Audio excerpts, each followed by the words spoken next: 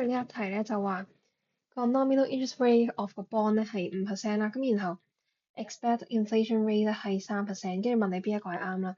咁 A 佢就話咩 cost of holding money 係2%啦，咁 cost of holding money 係即係講緊個 nominal interest rate 啦，即係一個5%啦。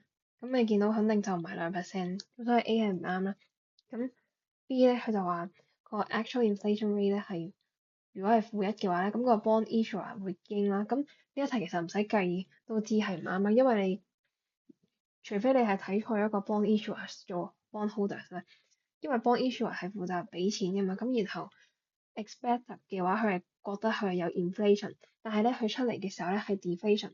咁你有個 expect 嘅 unexpect 嘅 deflation 咧，咁梗係俾錢嗰個係會蝕㗎啦。咁所以 B 係唔啱咯。咁 C 咧佢就話 actual inflation rate 係4%，跟住個 bond holder 就會 lose 啦。咁你可以計翻啦。咁個 expect 嘅 real interest rate 咧係5%再減3%，即係2%啦。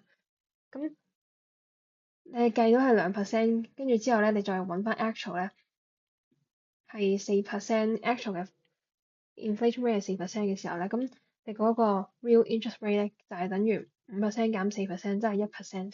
咁你真係收得比你預計嘅 real interest rate 少咗，咁所以咧 bond holder 係會 lose。咁 C 咧係啱嘅，咁然後 D 咧佢就話 expect real interest rate 係大過 nominal interest rate。咁頭先都計咗啦，嗰個 expect real interest rate 係2%，咁點都唔會大過 nominal interest rate，除非呢一個 expected inflation rate 佢係負數，即係 deflation 啦。咁所以 D 唔啱啦，答案係 C 咯。